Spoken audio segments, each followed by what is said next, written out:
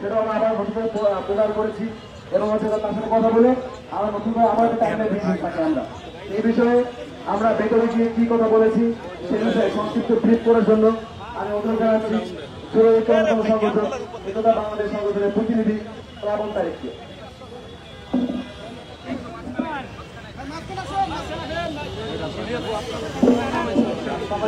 সাংবাদিক ভাইরা, আমরা পক্ষ থেকে তারা সেই বিষয়গুলো ডিসিশন নেন এবং তারা বলেছেন যে তাদের সাথে আলাপ আলোচনা করে তারা সিদ্ধান্ত নেবেন এবং তিনি বলেছেন যে আরো কিছু সময় দিয়েছেন তাদের ব্যাপারে এবং আমরা তখন তিনি যখন আমাদের কাছে সময় চাইলেন তখন আমরা বলেছি যে যাদের বিরুদ্ধে স্পষ্ট ফৌজদারি অপরাধ অর্থাৎ বিভিন্ন ধরনের মামলা হয়েছে আপনারা জানেন যে সাতক্ষীরার যিনি ডিসি ছিলেন নাজমুল হাসান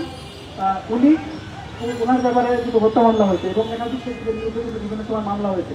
আমরা তখন বলেছি যে যাদের বিরুদ্ধে মামলা হয়েছে তাদের ইমিডিয়েট অবতারণের জন্য তখন কিন্তু বলেছি যে আমরা কিছু সময় দিচ্ছি এবং তারা আমরা আমাদের সময় কথা বলছেন জুলাই ঐক্যের শিক্ষার্থীরা অর্থাৎ সচিবালয় থেকে বের হয়ে এসে তাদের বর্তমান দাবি দাওয়া নিয়ে কথা বলছেন।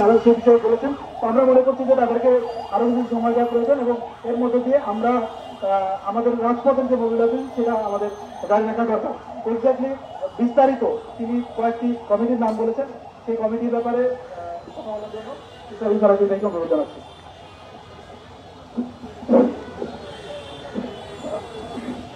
প্রিয় সাংবাদিক ভাইরা, এখানে আমাদের যে মিটিংটা ছিল আপনারা সবাই দেখেছেন, ওই বিষয়ে আমরা বিস্তারিত বলবো না।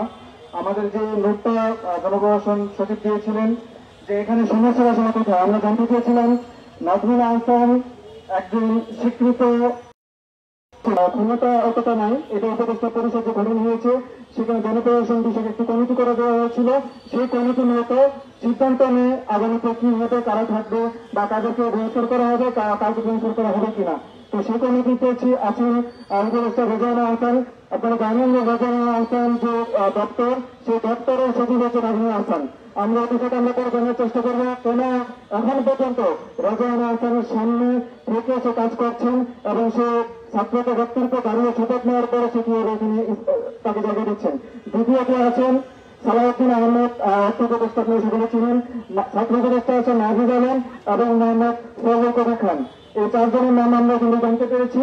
তারা মূলত কারাকর্মে হবে কিনা বা কি হবে সেই বিষয়টা নিয়ে তারা আলোচনা করেছেন। আমরা সার্বিক বিষয়ে আমরা শুনেছি তার কাছ থেকে, আমরা পুরোপুরি সন্তুষ্ট না এবং আমরা তাদেরকে ডেডলাইন দিয়েছি। আমাদের পরবর্তী কর্মসূচি আমরা ঘোষণা করবো, সেই কর্মসূচি ঘোষণা করার জন্য অনুরোধ করছি আমাদের মুসাফির আলী মোহাম্মদকে।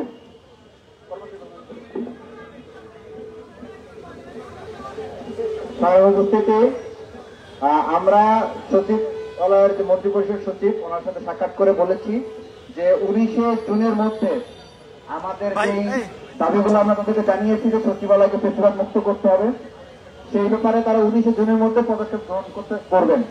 যদি তারা সেটি না করেন, আমরা তাদেরকে এই দাবিটি জানিয়েছি, যদি তারা সেটি না করেন তাহলে পরবর্তীতে সংবাদ সম্মেলন করে আমাদের পরবর্তী কর্মসূচি ঘোষণা করবো। ধন্যবাদ।